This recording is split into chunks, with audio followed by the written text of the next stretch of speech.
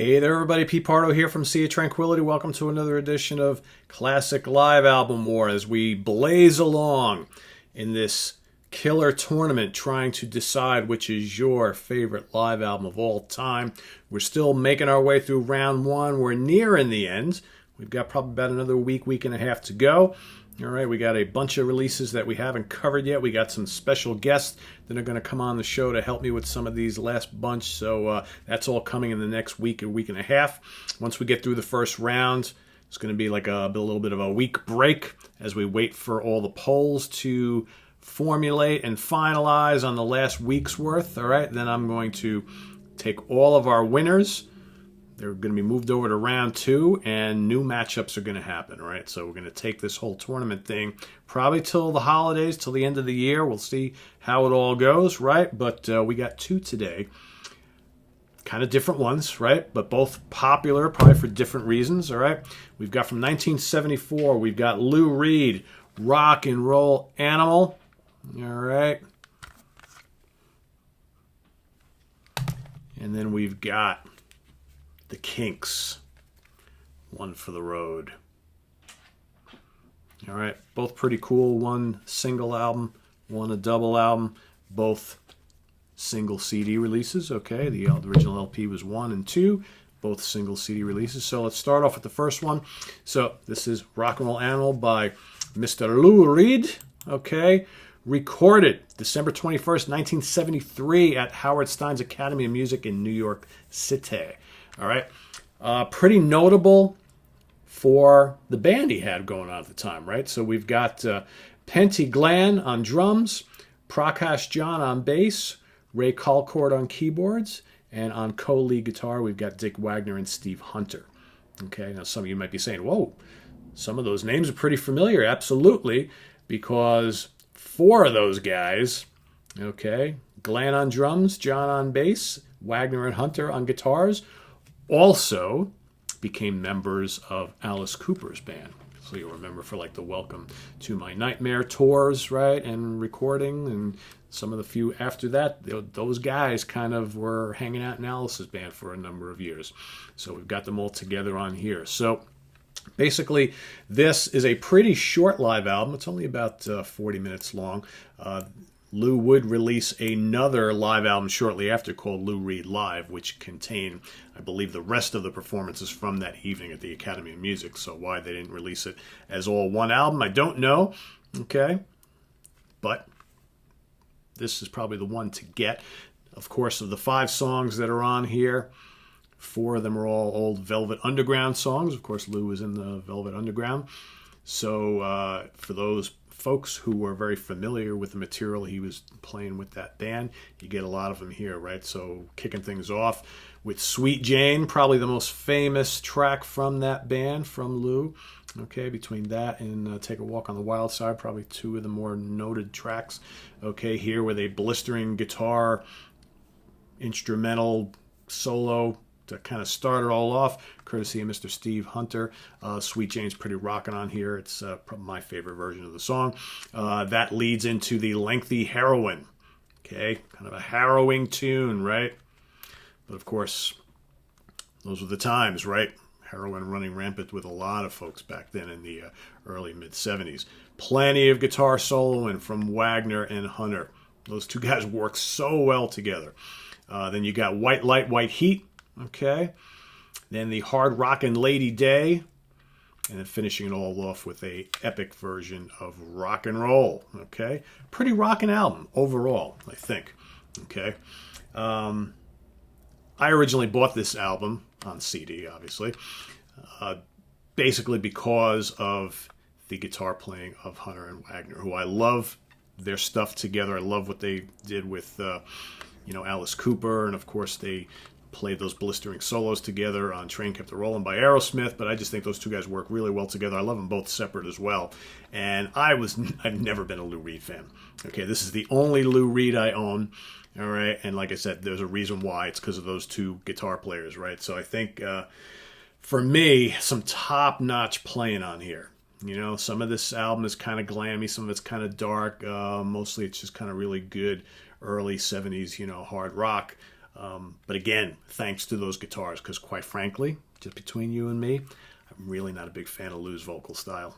Never really have. So that, for me, that is the one negative about this live album. I love the musical performances are top notch, okay? But every time Lou opens his mouth, I'm kind of like, oh, God, if I could just kind of eliminate him. I know there's some of you out there probably saying, no, Lou is great. Well, never much of a fan, but I do like this album quite a bit. All right. On the other side of the ring, we've got an album that I actually have a ton of history with. I actually bought this in 1980 when it was released. Double LP set.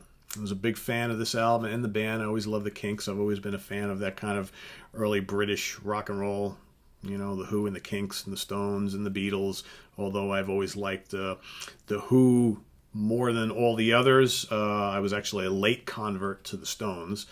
Now I love the Stones. The Kinks have always been really, really, you know, and the Beatles.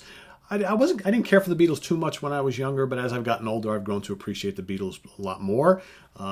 I don't worship them like a lot of people seem to around here, but I do like the Beatles a lot. But the Kinks, I think, always kind of got the raw end of the stick, the raw deal out of all those bands, because a lot of their early music was just as important to that early rock scene coming out of the UK as the others, and they just never quite achieved the lofty heights of the other three. But a great, great band with some really, really great songs. So these tunes that make up this album were recorded from all sorts of performances, mostly in the US, but some in Europe on their 1979 tour. And I think that this is a rousing live album, energetic, sounds great, the band firing on all cylinders. It's rocking. There's some heavy tunes on here. Dave Davies just firing up a storm on his Les Paul guitar, and you got his brother Ray, ever the great lyricist and vocalist, just in a really, really magical band. I think this is one of their best lineups. Of course, we've got Ray on guitar, vocals and keyboards. You got Dave Davies on lead guitar, backing vocals. Ian Gibbons on keyboards, backing vocals. Mick Avery with the band Forever on drums, and Jim Rodford on bass. Just a fantastic lineup. And, you know, probably the Kinks at their peak of their popularity as the kind of the 70s were waning and the 80s came about. All of a sudden the Kinks were like a hot band for a couple of years. Okay, so starting off, you got Hard Way, kind of and again, a lot of kind of punky stuff on this album too. Hard Way, great, great track. Okay, heavy, upbeat, driving beats. Okay, Catch Me Now I'm Falling, probably my favorite version of that particular song. In fact, there's a lot of versions, live versions of some of these classics where these are my favorite versions of those songs. That's one of them. Where Have All the Good Times Gone is great on here. Lola, fantastic on here. It's got this great, intro where Ray's kind of talking to the audience, and just really, really cool. Pressure, Pressure, I Got Pressure. Oh yeah, oh yeah, oh yeah. Another great kind of punky Kinks tune. All Day and All the Night slays on here. It's near heavy metal, right? If a lot of people talk about, some of those early Kinks riffs were kind of like the precursor to a lot of the heavy metal riffing of like the 70s and the 80s. Just listen to All Day and All the Night on here, man. Killer. 20th Century Man, awesome on here. Okay. Misfits, very good. Prince of the Punks, Stop Your Sobbin', again, all of those last couple. Very kind of punky and poppy tunes, kind of predate a lot of what we would see like in the 90s, right? With that kind of like power pop punk type thing. What else? Low Budget. I'm on a low budget. What did you say? Again, my favorite version of Low Budget is on this album. Attitude is great. Fast paced. I Wish I Could Fly Like Superman. Again, a great hard rock tune from the band from the 70s, and my favorite version is this version. Then you got National Health, Till the End of the Day, a killer Celluloid Heroes.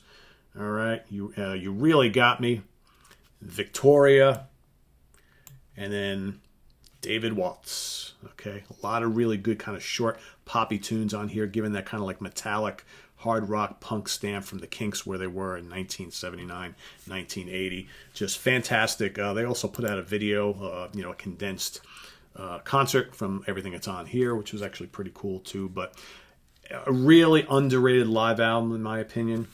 Okay. just a lot of energetic performances, and the Kinks just kind of showing that they were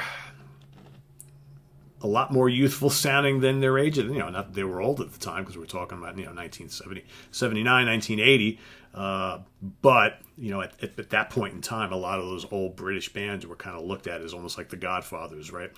The old timers, so to speak. But man, they were showing plenty of fire and energy on these, right? Passionate performances. So, as we do on these shows, right? I got to pick a favorite. I got to pick which one is my preference over the other, and I'm going to ask everybody to vote as well. So for me, this is kind of a no-brainer. As much as I absolutely love the guitar work of Hunter and Wagner on this, like I said, not a big Lou Reed fan in general.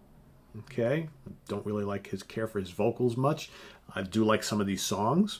All right, and I especially love the guitar work, but for me, this is a powerhouse live album. So here we've got a third round KO. One for the Road by the Kinks just comes out and pummels Lou Reed and company. The tasty, sizzling lead guitar work of Dick Wagner and Steve Hunter, not enough to topple the powerhouse that is the Kinks on this double live album. So that gets my vote for today. Third round KO, you may think differently, and that's quite all right, because we all like what we like. There's no right or wrong here. We're not trying to say which album is better than the other, because there's no way to prove any of that stuff. It's just which one we like based on what we hear in these two things we got here. So up in the upper right-hand corner, you can cast your vote. Little white circle with a letter I in the middle. Click on that. You'll see the Kinks. You'll see Lou Reed. Pick your favorite. Go over to our Facebook page. Do the same. In 6 days, I'm going to tally the results from both of those polls, put them together, and the winner.